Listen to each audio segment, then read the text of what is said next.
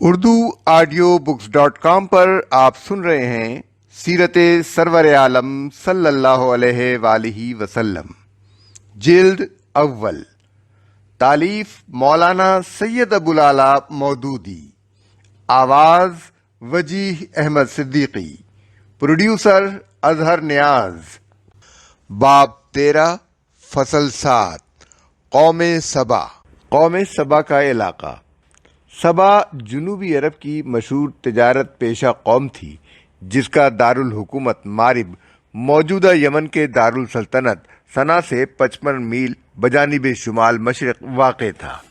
اس کا زمانہ عروج معین کی سلطنت کے زوال کے بعد تقریباً 1100 قبل مسیح سے شروع ہوا اور 1000 سال تک یہ عرب میں اپنی عظمت کے ڈنکے بجاتی رہی۔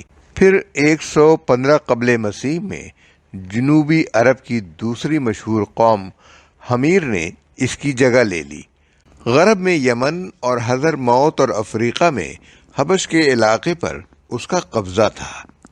مشہور عظیم قوم، مشرقی افریقہ، ہندوستان، مشرق بعید اور خود عرب کی جتنی تجارت مصر و شام اور یونان اور روم کے ساتھ ہوتی تھی، وہ زیادہ تر انہی سبائیوں کے ہاتھ میں تھی۔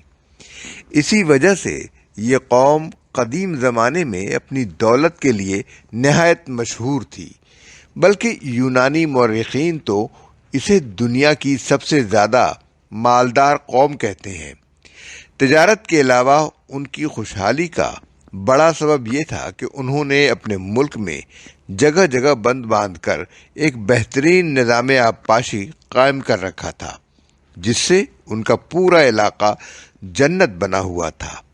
ان کے ملک کی اس غیر معمولی سرسبزی و شادابی کا ذکر یونانی مورخین نے بھی کیا ہے، اور سورہ سبا کے دوسرے رکوع میں قرآن مجید بھی اس کی طرف اشارہ کرتا ہے۔ تاریخ کی روح سے سبا جنوبی عرب کی ایک بہت بڑی قوم کا نام ہے، جو چند بڑے بڑے قبائل پر مشتمل تھی۔ امام احمد، ابن جریر، ابن ابی حاتم، ابن عبد البر اور ترمذی نے رسول اللہ صلی اللہ علیہ وآلہ وسلم سے یہ روایت نقل کی ہے کہ سبا عرب کے ایک شخص کا نام تھا، جس کی نسل سے عرب میں حسب ذیل قبیلے پیدا ہوئے: کندہ، حمیر، ازد، اشرمین، مذہج، انمار جس کی 2 شاخیں ہیں، خثعم اور بجیلہ، عاملہ، جذام، لخم اور غسان۔ بہت قدیم زمانے سے دنیا میں عرب کی اس قوم کا شہرہ تھا۔ 2400 قبل مسیح میں ار کے کتبات میں اس کا ذکر صابوم کے نام سے کرتے ہیں۔ اس کے بعد بابل اور آشور اسیریا کے کتبات میں اور اسی طرح بائبل میں بھی کثرت سے اس کا ذکر آیا ہے۔ مثال کے طور پر ملاحظہ ہو زبور باب 72 آیت 15، یرمیاہ باب 6 آیت 20، حزقییل باب 27 آیت 22 تا 38، باب 13 ایوب آیات 6 تا 19۔ یونان اور روم کے مورخین و جغرافیہ نویس تھیوفراسسٹ 288 قبل مسیح کے وقت سے مسیح کے بعد کئی صدیوں تک مسلسل اس کا ذکر کرتے چلے گئے ہیں۔ اس کا وطن عرب کا جنوب مغربی کونا تھا، جو آج یمن کے نام سے مشہور ہے۔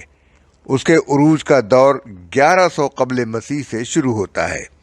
حضرت داؤد و سلیمان علیہ السلام کے زمانے میں ایک دولت مند قوم کی حیثیت سے اس کا شہرہ آفاق میں پھیل چکا تھا۔ سبا کی مذہبی تاریخ۔ آغاز میں یہ ایک آفتاب پرست قوم تھی۔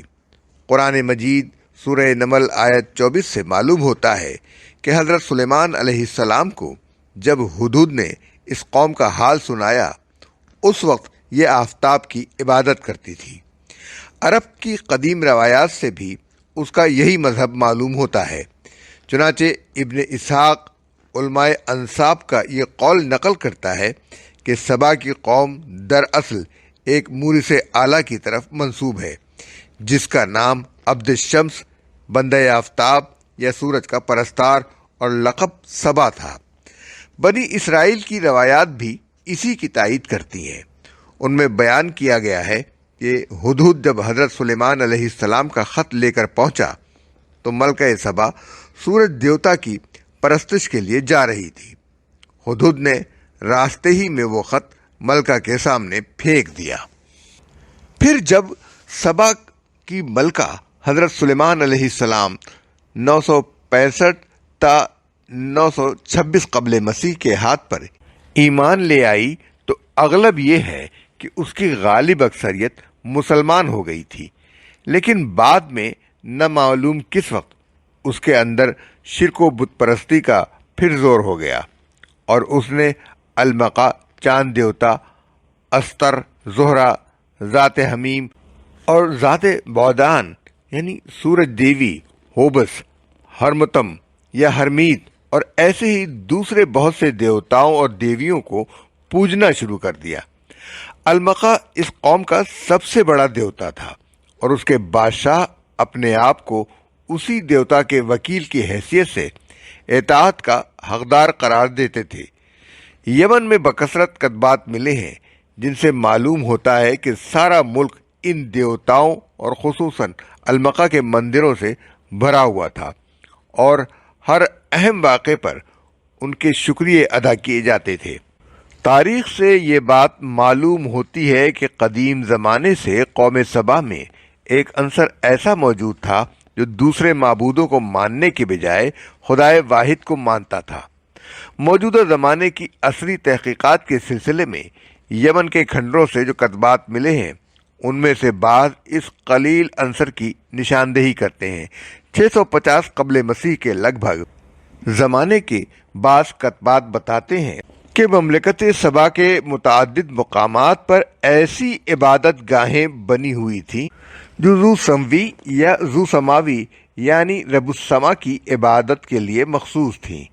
بعض مقامات پر اس معبود کا نام ملک ذو سموی، وہ بادشاہ جو آسمانوں کا مالک ہے، لکھا ہے۔ یہ عنصر مسلسل صدیوں تک یمن میں موجود رہا۔ چنانچہ 378 عیسوی کے ایک کتبے میں بھی الہ ذو سموی کے نام سے ایک عبادت گاہ کی تعمیر کا ذکر ملتا ہے۔ پھر 465 عیسوی کے ایک کتبے میں یہ الفاظ پائے جاتے ہیں، یعنی اس خدا کی مدد اور تائید سے جو آسمانوں اور زمین کا مالک ہے۔ اسی زمانے کے ایک اور کتبے میں جس کی تاریخ 458 عیسوی ہے، اسی خدا کے لیے رحمان کا لفظ بھی استعمال کیا گیا ہے۔ اصل الفاظ ہیں یعنی رحمان کی مدد سے۔ آثار قدیمہ کی جدید تحقیقات کے سلسلے میں یمن سے تقریباً 3000 کتبات فراہم ہوئے ہیں جو اس قوم کی تاریخ پر اہم روشنی ڈالتے ہیں۔ اس کے ساتھ عربی روایات اور رومی و یونانی تواریخ کی فراہم کردہ معلومات کو اگر جمع کر لیا جائے تو اچھی خاصی تفصیل کے ساتھ اس کی تاریخ مرتب کی جا سکتی ہے۔ ان معلومات کی روح سے اس کی تاریخ کے اہم ادوار حسب ذیل ہیں۔ 650 قبل مسیح سے پہلے کا دور۔ اس زمانے میں ملوک سبا کا لقب مقرب سبا تھا۔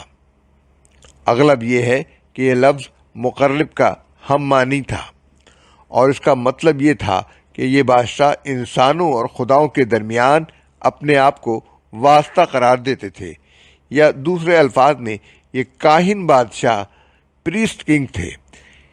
اس زمانے میں ان کا پایہ تخت سرواہ تھا جس کے کھنڈر آج بھی مغرب سے مغرب کی جانب ایک دن کی راہ پر پائے جاتے ہیں اور خریبہ کے نام سے مشہور ہیں۔ اس دور میں مغرب کے مشہور بند کی بنا رکھی گئی اور وقتاً فوقتاً مختلف بادشاہوں نے اسے وسیع کیا۔ 650 قبل مسیح سے 115 قبل مسیح تک کا دور۔ اس دور میں سبا کے بادشاہوں نے مقرب کا لقب چھوڑ کر ملک بادشاہ کا لقب اختیار کر لیا، جس کے معنی یہ ہے کہ حکومت میں مذہبیت کی جگہ سیاست اور سیکولرزم کا رنگ غالب ہو گیا۔ اس زمانے میں ملوک سبا نے سرواہ کو چھوڑ کر مغرب کو اپنا دارالسلطنت بنایا اور اسے غیر معمولی ترقی دی۔ یہ مقام سمندر سے 3900 فیٹ کی بلندی پر صنعا سے 60 میل جانب مشرق واقع ہے، اور آج تک اس کے کھنڈر شہادت دے رہے ہیں کہ یہ کبھی ایک بڑی متمدن قوم کا مرکز تھا۔ 1115 قبل مسیح سے 300 عیسوی تک کا دور۔ اس زمانے میں سبا کی مملکت پر حمیر کا قبیلہ غالب ہو گیا، جو قوم سباہی کا ایک قبیلہ تھا اور تعداد میں دوسرے تمام قبائل سے بڑھا ہوا تھا۔ اس دور میں مارب کو اجاڑ کر ریدان پایہ تخت بنایا گیا، جو قبیلہ حمیر کا مرکز تھا۔ بعد میں یہ شہر ظفار کے نام سے موسوم ہوا۔ آج کل موجودہ شہر یریم کے قریب ایک مدور پہاڑی پر اس کے کھنڈر ملتے ہیں، اور اسی کے قریب علاقے میں ایک چھوٹا سا قبیلہ حمیر کے نام سے آباد ہے، جسے دیکھ کر کوئی شخص تصور تک نہیں کر سکتا کہ یہ اسی قوم کی یادگار ہے جس کے ڈنکے کبھی دنیا بھر میں بجتے تھے۔ اسی زمانے میں سلطنت کے ایک حصے کی حیثیت سے پہلی مرتبہ لفظ یمینیت اور یمانیت کا استعمال شروع ہوا، اور رفتہ رفتہ یمن اس پورے علاقے کا نام ہو گیا، جو عرب کے جنوبی مغربی کونے پر اسیر سے عدن تک اور باب المندب سے حضرموت تک واقع ہے۔ یہی دور ہے جس میں سبائیوں کا زوال شروع ہوا۔ 300 عیسوی کے بعد سے آغاز اسلام تک کا دور، یہ قوم سبا کی تباہی کا دور ہے۔ اس دور میں ان کے ہاں مسلسل خانہ جنگیاں شروع ہوئیں، بیرونی قوموں کی مداخلت شروع ہوئی، تجارت برباد ہوئی، زراعت نے دم توڑا، اور آخر کار آزادی تک ختم ہو گئی۔ پہلے ریدانیوں، حمیریوں اور ہمدانیوں کی باہمی نزاعات سے فائدہ اٹھا کر 340 عیسوی سے 378 عیسوی تک یمن پر حبشیوں کا قبضہ رہا۔ پھر آزادی تو بحال ہو گئی، مگر مارب کے مشہور بند میں رخنے پڑنے شروع ہو گئے، یہاں تک کہ آخر کار 450 عیسوی یا 451 میں بند ٹوٹنے سے وہ عظیم سیلاب آیا جس کا ذکر سورہ سبا میں آیا ہے۔ اگرچہ اس کے بعد ابرہہ کے زمانے تک اس بند کی مسلسل مرمتیں ہوتی رہیں، لیکن جو آبادی منتشر ہو چکی تھی وہ پھر جمع نہ ہو سکی، اور نہ آبپاشی اور زراعت کا وہ نظام جو درہم برہم ہو چکا تھا دوبارہ بحال ہو سکا ہے۔ سبا کی قوم ایسی منتشر ہوئی کہ اس کی پراگندگی ضرب المثل ہو گئی۔ آج بھی اہل عرب اگر کسی گروہ کے انتشار کا ذکر کرتے ہیں تو کہتے ہیں وہ تو ایسے پراگندہ ہو گئے ہیں جیسے سبا کی قوم پراگندہ ہوئی تھی۔ اللہ تعالیٰ کی طرف سے جب زوال نعمت کا دور شروع ہوا تو سبا کے مختلف قبیلے اپنا وطن چھوڑ کر عرب کے مختلف علاقوں میں چلے گئے۔ غسانیوں نے اردن اور شام کا رخ کیا، اوس و خزرج کے قبیلے یثرب میں جا بسے، خزاعہ نے جدے کے قریب تہامہ کے علاقے میں سکونت اختیار کی، ازد کا قبیلہ عمان میں جا کر آباد ہوا، لخم اور جزام اور کندہ بھی نکلنے پر مجبور ہوئے، حتیٰ کہ سبا نام کی کوئی قوم ہی دنیا میں باقی نہ رہی، صرف اس کا ذکر افسانوں میں رہ گیا۔ 523 میں یمن کے یہودی بادشاہ ذونواس نے نجران کے عیسائیوں پر وہ ظلم و ستم برپا کیا جس کا ذکر قرآن مجید میں اصحاب الخدود کے نام سے کیا گیا ہے۔ اس کے نتیجے میں حبش کی عیسائی سلطنت یمن پر انتقاماً حملہ آور ہو گئی اور اس نے سارا ملک فتح کر لیا۔ اس کے بعد یمن کے حبشی وائسرائے ابرہہ نے کعبہ کی مرکزیت کو ختم کرنے اور عرب کے پورے مغربی علاقے کو رومی حبشی اثر میں لانے کے لیے 570 عیسوی یا 571 عیسوی میں نبی صلی اللہ علیہ وآلہ وسلم کی پیدائش سے چند روز قبل مکہ معظمہ پر حملہ کیا، اور اس کی پوری فوج پر وہ تباہی آئی جسے قرآن مجید میں اصحاب الفیل کے عنوان سے بیان کیا گیا ہے۔ آخرکار 575 عیسوی میں یمن پر ایرانیوں کا قبضہ ہوا، اور اس کا خاتمہ اس وقت ہوا جب 628 عیسوی میں ایرانی گورنر بازان نے اسلام قبول کر لیا۔ قوم سبا کا مادی عروج۔ قوم سبا کا عروج دراصل دو بنیادوں پر قائم تھا، ایک زراعت، دوسرے تجارت۔ زراعت کو انہوں نے آبپاشی کے ایک بہترین نظام کے ذریعے سے ترقی دی تھی جس کے مثل کوئی دوسرا نظام آبپاشی بابل کے سوا قدیم زمانے میں کہیں نہ پایا جاتا تھا۔ ان کی سرزمین میں قدرتی دریا نہ تھے۔ بارش کے زمانے میں پہاڑوں سے برساتی نالے بہہ نکلتے تھے۔ انہی نالوں پر سارے ملک میں جگہ جگہ بند باندھ کر انہوں نے تالاب بنا لیے تھے اور ان سے نہریں نکال نکال کر پورے ملک کو اس طرح سیراب کر دیا تھا کہ قرآن مجید کی تعبیر کے مطابق ہر طرف ایک باغ ہی باغ نظر آتا تھا۔ اس نظام آبپاشی کا سب سے بڑا مخزن آب وہ تالاب تھا جو شہر مارب کے قریب کوہ بلخ کی درمیانی وادی پر باندھ کر تیار کیا گیا تھا، مگر جب اللہ کی نظر عنایت ان سے پھر گئی تو 5ویں صدی عیسوی کے وسط میں یہ عظیم الشان بند ٹوٹ گیا اور اس سے نکلنے والا سیلاب راستے میں بند پر بند توڑتا چلا گیا، یہاں تک کہ ملک کا پورا نظام آبپاشی تباہ ہو کر رہ گیا، پھر کوئی اسے بحال نہ کر سکا۔ قرآن میں اس تباہ کن عذاب کا واضح طور پر تذکرہ کیا گیا ہے۔ تجارت کے لیے اس قوم کو خدا نے بہترین جغرافی مقام عطا کیا تھا جس سے اس نے خوب فائدہ اٹھایا۔ 1000 برس سے زیادہ مدت تک یہی قوم مشرق اور مغرب کے درمیان تجارت کا واسطہ بنی رہی۔ ایک طرف ان کے بندرگاہوں میں چین کا ریشم، انڈونیشیا اور مالابار کے گرم مسالے، ہندوستان کے کپڑے اور تلواریں، مشرقی افریقہ کی زنگی غلام، بندر، شتر مرغ کے پر اور ہاتھی دانت پہنچتے تھے، اور دوسری طرف یہ ان چیزوں کو مصر اور شام کی منڈیوں میں پہنچاتے تھے جہاں سے روم و یونان تک یہ مال روانہ کیا جاتا تھا۔ اس کے علاوہ خود ان کے علاقے میں لوبان، عود، عنبر، مشک، مرہ، قرفہ، قصب، الزریرہ، سلیخہ اور دوسری ان خوشبودار چیزوں کی بڑی پیداوار تھی جنہیں مصر و شام، روم اور یونان کے لوگ ہاتھوں ہاتھ لیتے تھے۔ اس عظیم الشان تجارت کے 2 بڑے راستے تھے، ایک بحری، دوسرا بری۔ بحری تجارت کا اجارہ 1000 سال تک انہی سبائیوں کے ہاتھ میں تھا، کیونکہ بحر احمر کی موسمی ہواؤں، زیر آب چٹانوں اور لنگر اندازی کے مقامات کا راز یہی لوگ جانتے تھے، اور دوسری کوئی قوم اس خطرناک سمندر میں جہاز چلانے کی ہمت نہ رکھتی تھی۔ اس بحری راستے سے یہ لوگ اردن اور مصر کی بندرگاہوں تک اپنا مال پہنچایا کرتے تھے۔ بری راستے عدن اور حضرموت سے مارب پر جا کر ملتے تھے اور پھر وہاں ایک شاہراہ مکہ، جدہ، یثرب، الاولیٰ، تبوک اور ایلا سے گزرتی ہوئی پیٹرا تک پہنچتی تھی۔ اس کے بعد ایک راستہ مصر کی طرف اور دوسرا راستہ شام کی طرف جاتا تھا۔ اس بری راستے پر جیسا کہ قرآن میں ارشاد ہوا ہے، یمن سے حدود شام تک سبائیوں کی 9 آبادیاں مسلسل قائم تھیں اور شب و روز ان کے تجارتی قافلے یہاں سے گزرتے رہتے تھے۔ آج تک ان میں سے بہت سی 9 آبادیوں کے آثار اس علاقے میں موجود ہیں اور وہاں سبائی و حمیری زبان کے کتبات مل رہے ہیں۔ تجارتی زوال کا آغاز 1 صدی عیسوی کے لگ بھگ زمانے میں اس تجارت پر زوال آنا شروع ہو گیا۔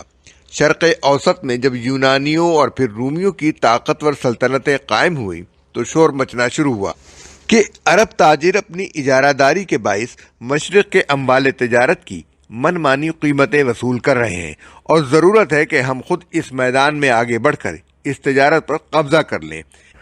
اس غرض کے لیے سب سے پہلے مصر کے یونانی الاصل فرمانروا بطلیموس ثانی 285 تا 246 قبل مسیح نے اس قدیم نہر کو پھر سے کھولا جو 1700 برس پہلے فرعون سوسیتریس نے دریائے نیل کو بحر احمر سے ملانے کے لیے کھدوائی تھی۔ اس نہر کے ذریعے سے مصر کا بحری بیڑا پہلی مرتبہ بحر احمر میں داخل ہوا، لیکن سبائیوں کے مقابلے میں یہ کوشش زیادہ کارگر نہ ہو سکی۔ پھر جب مصر پر روم کا قبضہ ہوا تو رومی زیادہ طاقتور تجارتی بحری بیڑا بحر احمر میں لے آئے اور اس کی پشت پر انہوں نے ایک جنگی بیڑا لا کر ڈال دیا۔ اس طاقت کا مقابلہ سبائیوں کے بس میں نہ تھا۔